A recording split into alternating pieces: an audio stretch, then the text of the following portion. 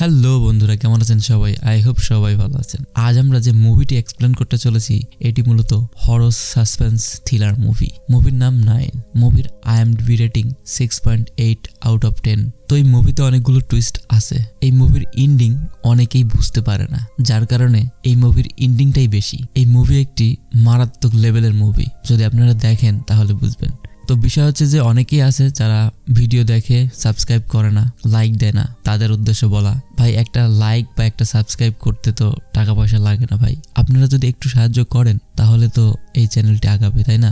আর আপনারা যদি লাইক বা কমেন্ট করেন তাহলে তো নেক্সটে আরো ভালো ভালো ভিডিও আনতে পারবো, মোটিভেশন পাবো। আর আপনারা যদি কিছু না করেন তাহলে তো মোটিভেশন আসলে থাকে না। যাই হোক, যদি নতুন হয়ে থাকেন, আমার চ্যানেলে নতুন এসে থাকেন, তাহলে অবশ্যই সাবস্ক্রাইব করবেন, লাইক দিবেন। আর পুরাতন যারা আছেন তারা অবশ্যই একটা করে লাইক দিয়ে তারপরে মুভি দেখা শুরু করবে, ঠিক আছে? মুভির শুরুতে আমাদের 1990 সালের একটি ঘটনা দেখানো হয়, যেখানে আলবার্ট নামক একজন ছোট্ট ছেলে তার বাবার সাথে চন্দ্রগ্রহণ দেখছিল। এই সময় আলবার্ট চন্দ্রগ্রহণ সম্পর্কে তার বাবার কাছে বিস্তারিত জানতে চায়। ছেলের এমন জানার আগ্রহ দেখে আলবার্ট খুবই খুশি হয়। আলবার্টকে সোলার সিস্টেম এবং গ্যালাক্সি সম্পর্কে অনেক কিছু তথ্য দেয়, যা শুনে আলবার্টের সায়েন্সের প্রতি ভালোবাসা অনেক বেড়ে যায় এবং ঠিক করে সে বড় হয়ে সায়েন্টিস্ট হবে। নেক্সট দিনে দেখানো হয় তাদের স্কুল টিচারকে একটি চিঠি দেয় এবং এটি ডাক্তার ইনায়েত খানের কাছে পৌঁছে দেওয়ার অনুরোধ করে। আসলে ডক্টর ইনায়েত খান হলেন অনেক বড় একজন সায়েন্টিস্ট। এতক্ষণ আমরা যা যা দেখছি সবই ছিল অতীতের কাহিনী, এখন ফিরে আসে বর্তমানে। আর এখানে আমরা দেখতে পাই সমস্ত টেলিভিশন একটি খবর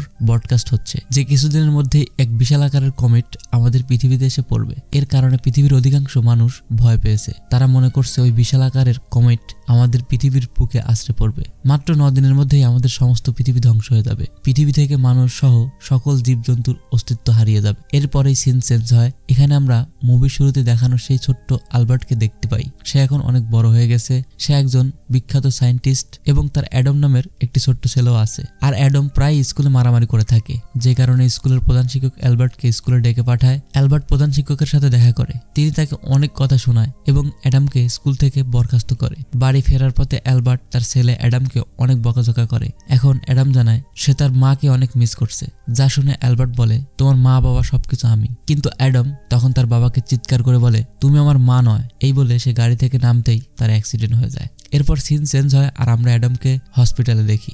ডক্টর চেক আপ করে অ্যালবার্টকে জানায় সে সম্পূর্ণ সুস্থ আছে। এছাড়াও ডক্টর বলে, তবে আপনি আপনার ছেলের সাথে যদি অনেক ব্যস্ততার মাঝেও যদি একটু টাইম বের করে তার সাথে সময় কাটান তাহলে এই সমস্যা হয়তো দূর হয়ে যাবে। দেখতে দেখতে কিছুদিন পরেই অ্যালবার্টের স্ত্রীর মৃত্যুবার্ষিকী চলে আসে। আর এই কারণেই অ্যালবার্ট তার ছেলে অ্যাডামকে নিয়ে এক কবরের কাছে চলে আসে। আর সেখানে আমরা ওর দাদা জেমসকে দেখতে পাই। আর জেমস অ্যালবার্ট এবং অ্যাডামকে কিছুতেই পছন্দ করতো না, কারণ সে মনে করতো অ্যাডামের জন্যই এই মৃত্যু হয়েছে। এরপর সিন চেঞ্জ হয় এবং আমরা দেখতে পাই অ্যালবার্ট অডিটোরিয়াম এসেছে কিছু মূল্যবান স্পিচ দেওয়ার জন্য। আর ওই অডিটোরিয়ামে উপস্থিত একজন স্টুডেন্ট পৃথিবীর দিকে ধেয়ে আসা কমেট সম্পর্কে অ্যালবার্টের মতামত জানতে চাইলে তিনি বলেন, এই কমেটটি আমাদের পৃথিবীতে এসে পড়লে আমাদের পৃথিবী কোনোভাবেই ধ্বংস হবে না, তবে পৃথিবীর সাথে ওই কমেটটির সংঘর্ষের ফলে এক ইলেকট্রোম্যাগনেটিক পাওয়ার জেনারেট হবে, যার কারণে আগামী 9 দিন পুরো পৃথিবী বড় hydro electric power plant, internet, বিদ্যুৎ সমস্ত কিছু বন্ধ হয়ে যাবে। এছাড়াও আলবার্ট আরো বলে যে বারমুডা ট্রায়াঙ্গেল নামক একটি জায়গা আছে, আজ থেকে হাজার হাজার বছর আগে একটি কমেট পড়েছিল। ঠিক এই কারণেই এখনো সেই জায়গায় ইলেকট্রোম্যাগনেটিক পাওয়ারের অস্তিত্ব আছে, তাই ওই জায়গার উপর দিয়ে প্লেন বা জাহাজ চলাচল করতে পারে না। এই পুরো মুভিতে দেখানো ঘটনাগুলো কাল্পনিক হলেও বারমুডা ট্রায়াঙ্গেলের ঘটনা কাল্পনিক নয়। এই ঘটনার সত্যতা যাচাইয়ের জন্য আপনারা অবশ্যই গুগল করতে পারেন, সেখানে অবশ্যই অনেক কিছু তথ্য দেওয়া আছে। এরপর দেখানো হয় ডক্টর ইনায়েত খান নামক একজন বিখ্যাত সায়েন্টিস্ট আলবার্টের সাথে দেখা করতে চাইছে। আর ডক্টর ইনায়েত খান আলবার্টকে হিমালয়ে যাওয়ার কথা বলে, কারণ ওই কমেটটি হিমালয়ের নিকটবর্তী কোনো একটা জায়গায় গিয়ে পড়বে। আলবার্ট হিমালয়ে থাকলে সেই কমেটটি সম্পর্কে অনেক গুরুত্বপূর্ণ তথ্য সংগ্রহ করতে পারবে। আলবার্ট ডাক্তার ইনায়েত খানের কথা শুনে অনেক মোটিভেট হয়। সেদিন সকালেই তার ছেলে অ্যাডম এবং 2 জন কলিগকে নিয়ে হিমালয়ের উদ্দেশ্যে বেরিয়ে পড়ে। আর সেখানে পৌঁছে অ্যাডম এবং আলবার্ট ইনায়েত খানের একটি বাংলোতে গিয়ে আশ্রয় নেয়। বাংলাতে হাক্কা নামক একজন কেয়ারটেকার থাকতো, সে ওই বাংলার দেখাশোনা করত। অপরদিকে আলবার্টের টিম ওই কমিটি ভালোভাবে পর্যবেক্ষণ করার জন্য একটি সুন্দর জায়গায় খুঁজে বের করে। অন্যদিকে দেখানো হয় ওই বাংলোর পাশে পড়ে থাকা একটি পুরনো গাড়িকে আলবার্ট মডিফাই করছে। ওই গাড়ির ব্যাটারি বের করে গাড়িটিতে ম্যানুয়াল করে দেয়, যাতে ভিন্ন ভিন্ন জায়গায় যাতায়াত করার সুবিধা হয়। এরপর আমরা দেখতে পাই আলবার্টের কিছু পুরনো স্মৃতি মনে পড়ে যায়। সে তার স্ত্রীর সাথে কাটানো মুহূর্তগুলো মনে করতে থাকে। আর এখানে একটা কথা জেনে রাখা ভালো যে আলবার্ট মাঝে মধ্যেই তার কল্পনার জগতে তার স্ত্রী অ্যানিকে উপলব্ধি করে। সে কল্পনার মধ্যে মধ্যেই অ্যানিকে দেখতে পায় এবং তার সাথে কথা বলে। অবশেষে সেই দিন চলে আসে যখন বিশাল আকারের কমিটটি আমাদের পৃথিবীতে পড়বে। পুরো বিশ্বের লোক ওই কমিটটিকে দেখতে থাকে। এদিকে এবার তার হাতে থাকা ঘড়িটি দেখতে থাকে। তখন ঘড়িটি চলতে চলতে অফ হয়ে যায়। ওই বিশাল আকারের কমিটটির ইলেকট্রোম্যাগনেটিক পাওয়ারের কারণে ধীরে ধীরে পৃথিবীর সমস্ত satellite, hydro electric power plant, internet সবকিছু বন্ধ হয়ে যায়। এর মধ্যে একটা ছোট্ট কমেট টুকরো কিছুটা দূরে জঙ্গলে গিয়ে পড়ে। আর এই কমেটটির টুকরোকে সংগ্রহ করার জন্য অ্যালবার্ট জঙ্গলে চলে আসে। ঠিক সেই মুহূর্তে কিছু একটা অ্যালবার্টের পিছনে ফলো করে তাকে এবং তাকে ধাক্কা মারে, যে কারণে অ্যালবার্ট অজ্ঞান হয়ে পড়ে। কিছুক্ষণ পরে জ্ঞান ফিরলে সেই জায়গায় একটি মেয়েকে অজ্ঞান হয়ে পড়ে থাকতে দেখে। আর তৎক্ষণাৎ অ্যালবার্ট ওই মেয়েটিকে তার বাংলোতে নিয়ে আসে এবং মেয়েটিকে রুমে রেস্ট করতে দেয়। মেয়েটির নাম হলো ইভা। এরপরের সিনে অ্যালবার্ট যখন বাইরে আসে, সে লক্ষ্য করে তার গাড়িতে থাকা ব্যাগের মধ্যে একটি জ্বলন্ত কমিটের টুকরো পড়ে আছে, আর সেটা ছিল খুবই উত্তপ্ত। তাই অ্যালবার্ট তার হাতে একটা সেফটি গ্লাস পরে ওই কমিটির টুকরোটিকে একটা বক্সের মধ্যে সংগ্রহ করে। পরের দিন সকালে অ্যালবার্ট রুমে আসে এবং তাকে জিজ্ঞাসা করে যে কিভাবে ওই জঙ্গলে পৌঁছালো। ইভা জানায় ওই কমিটটি দেখার জন্য তার কিছু বন্ধুর সাথে হিমালয় ছিল, আর এর মধ্যেই সে পথ হারিয়ে জঙ্গলে চলে গেছে। এরপর অ্যালবার্ট গাড়ি নিয়ে আবার জঙ্গলে আসে এবং সেখানে একটি বড় আকারের শিয়ালকে দেখতে পায়। শিয়ালটি অ্যালবার্টের পিছু করা শুরু করলে অ্যালবার্ট দৌড়ে গিয়ে গাড়িতে উঠে পড়ে, কোনো রকম ভাবে প্রাণ বাঁচিয়ে সেখান থেকে পালিয়ে চলে আসে। আর এই অল্প সময়ে অ্যালবার্টের ছেলে অ্যাডাম এবং ইভার মধ্যে খুব ভালো বন্ধুত্বের সম্পর্ক তৈরি হয়, যা দেখে অ্যালবার্ট তার বাড়ির কেয়ারটেকার হাক্কাকে জিজ্ঞাসা করে এত অল্প সময়ের মধ্যে অ্যাডামকে কিভাবে তার বন্ধু বানিয়ে নিল। হাক্কাও খুব অদ্ভুতভাবে জানায় এটি ততদিন থাকবে আকাশে যতক্ষণ ওই লাল রং থাকবে। আসলে যেদিন থেকে ওই কমিটটি পৃথিবীতে এসে পড়েছে তবে থেকেই আকাশে একটি লাল উজ্জ্বল আলোক রশ্মি দেখা যায়। হাক্কা সহ ওই এলাকার মানুষজন এটিকে খারাপ সংকেত মনে করত। এর পরের সিনে রাত হয়ে যায়, আর এই সময় অ্যাডাম তার নিউ ফ্রেন্ড ইভার সাথে কথা বলছিল। অ্যাডাম ইভাকে বলে দেওয়ালে ছবি আঁকতে তার খুব ভালো লাগে, কিন্তু দেওয়ালে ছবি আঁকলে তার বাবা অর্থাৎ অ্যালবার্ট তাকে অনেক বকাঝকা করে। তখন ইভা তাকে আত্মবিশ্বাস দিয়ে বলে তুমি নিশ্চিন্তে দেওয়ালে ছবি আঁকতে পারো, আমি তোমায় প্রমিস করছি কেউ তোমায় কিছু বলবে না। আর ইভার কথাগুলো শুনে অ্যাডাম তার বাড়ির দেওয়ালে ছবি আঁকতে শুরু করে। পরের দিন সকালে অ্যালবার্ট ইভাকে তার বন্ধুদের কাছে পৌঁছে দিতে যায়। অ্যালবার্ট ইভাকে একটি বাজারে ড্রপ করে সেখান থেকে চলে আসে। অ্যালবার্ট ওই গ্রামে বসবাসকারী সমস্ত মানুষদের কাছ থেকে কমিট সম্পর্কে মতামত চায় এবং তাদের কাছ থেকে পাওয়া তথ্যগুলো সে নোট করে নিচ্ছিল এবং ফটো তুলে নিচ্ছিল। বেশিরভাগ গ্রামবাসী জানায় ওই কমিটটি আসলে অশুভ এবং তাদের অনেক ক্ষতি করতে চায়। অপরদিকে ইভা একটি বাজারে শপিং করতেছিল। ঠিক সেই সময় তাকে একজন মহিলা বলে তুমি কেন এসেছো এখানে, এখনই এই জায়গা থেকে চলে যাও। আর তখনই আমরা ইভার অন্য একটি রূপ দেখতে পাই। অস্বাভাবিকভাবে তার চোখ দুটি লাল হয়ে যায় এবং মহিলাটিকে বলে তুমি জানো আমি এখানে কেন এসেছি, আর এটাও জানো আমি চাইলে তোমার ওই আংটিটাও তোমাকে বাঁচাতে পারবে না। এই বলে ইভা বাইরে চলে এলেই অ্যালবার্টকে দেখতে পায়। অ্যালবার্ট তাকে জিজ্ঞাসা করে তুমি এখানে, তোমার ফ্রেন্ডদের সাথে তোমার দেখা হয়নি? অ্যালবার্টকে তখন ইভা জানায় তারা অন্য একটি জায়গায় শিফট করেছে। অ্যালবার্ট তাকে ওই জায়গায় পৌঁছে দিতে চায়, তবে ওই জায়গায় পৌঁছানোর রাস্তাটি ভেঙে যাওয়ার কারণে অ্যালবার্ট ইভাকে তার বাড়িতে নিয়ে যায়। এদিকে ইভাকে দেখে ছোট্ট অ্যাডাম অনেক খুশি হয়। খুশি হবারই কথা, কারণ তার মা ছিল না, তার বাবাই ছিল একমাত্র ফ্রেন্ড, যার কারণে ছোট্ট ছেলে অনেক খুশি। ওদিকে রাতে অ্যালবার্ট তার বাড়ির দেওয়ালে অ্যাডামের আঁকা ছবিগুলো লক্ষ্য করে এবং সেই ছবি আঁকার কারণে অ্যালবার্ট তাকে অনেক বকতে থাকে। এই সবকিছু উপর থেকে ইভা দেখছিল। অ্যাডামকে বকা খেতে দেখে সে অনেক খুশি হয়। বাহ, এইখানে বিষয়টা বুঝলাম না। অ্যাডামও বুঝতে পারে ইভা আসলে তার ফ্রেন্ড নয়। ওই দিন রাতে অ্যালবার্ট অ্যাডামকে তার বেডরুমে শুয়ে কিছু কাজের জন্য বেরিয়ে যায়, আর এই সুযোগে ইভা অ্যাডামকে ভয় দেখাতে থাকে এবং সে বলে তুমি সব সময় তোমার বাবার কথা শুনে চলবে আর তাকে কখনো ডিস্টার্ব করবে না। এই বলতে বলতে তার চোখ পুনরায় লাল হয়ে যায়। অ্যাডাম ইভার এই ভয়ানক রূপ দেখে একদম ভয় পেয়ে যায় এবং সে ইভাকে তার আসল পরিচয় জিজ্ঞাসা করে তুমি কে, তুমি এখানে কেন এসেছো? তবে ইভা অ্যাডামের কোনো কথারই অ্যান্সার না দিয়ে অ্যাডামকে টানতে টানতে বেডরুমে নিয়ে আসে এবং তাকে বলে যদি রুম থেকে তোমার সাউন্ড পাই তাহলে আমি আবার আসবো।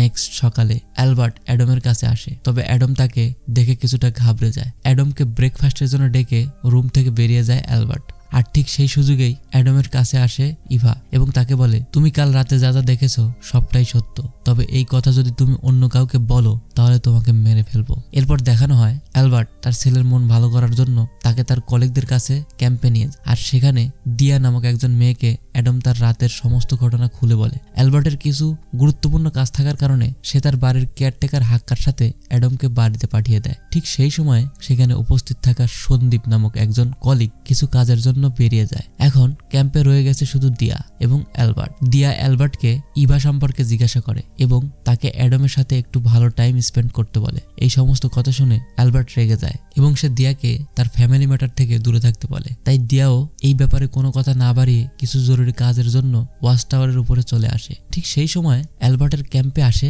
ইভা। তখন ইভা বলে, অ্যালবার্ট, তোমার মন কি খুব খারাপ? যদি তোমার মন ভালো করতে চাও তাহলে তোমার চোখটা বন্ধ করে থাকো। আর এই সুযোগে ভয়ানক রূপ নিয়ে ইভা টাওয়ারের উপর উঠে গিয়ে দিয়াকে নিচে ফেলে দেয়। এরপরে সিনেই অ্যালবার্ট চোখ খুললেই দেখে দিয়া নিচে পড়ে আছে। তাকে হসপিটালে নিয়ে যায়। যেহেতু ছোট্ট অ্যাডম বাড়িতে একা আছে, তাই অ্যালবার্ট সন্দীপ নামক একজন কলিগকে এই হসপিটালে রেখে সে তার বাড়িতে চলে আসে। তার বাড়িতে পৌঁছালেই অ্যাডম তাকে কিছু গুরুত্বপূর্ণ কথা বলার জন্য বাড়ির বাইরে নিয়ে আসে এবং তাকে বলে, আমি তোমাকে যা যা কথা বলি সবকিছুই জানতে পেরে যায়। অ্যাডামের মতে ইভা বাইরে থেকে যেমন দেখতে আসলে তেমন নয় এবং সে আরো বলে যে টাওয়ার থেকে পড়ে যাওয়া কোনো দুর্ঘটনা নয়, ইভাই তাকে টাওয়ার থেকে ধাক্কা মেরে নিচে ফেলে দিয়েছে। অ্যাডম তার বাবাকে আরো বলে ইভা কোনো সাধারণ মানুষ নয়, আসলে যে কমিটটি পৃথিবীতে নেমেছে ইভা হলো সেই কমিটটি। তবে অ্যালবার্ট অ্যাডমের কোনো কথাই বিশ্বাস করে না। সে অ্যাডমকে তার বেডরুমে শুয়ে কিছু জরুরি কাজের জন্য বাড়ি থেকে বেরিয়ে যায়। তবে অ্যাডম আগে থেকেই জানতো ইভা অবশ্যই তাকে ভয় দেখাতে আসবে, তাই সে দৌড়ে গিয়ে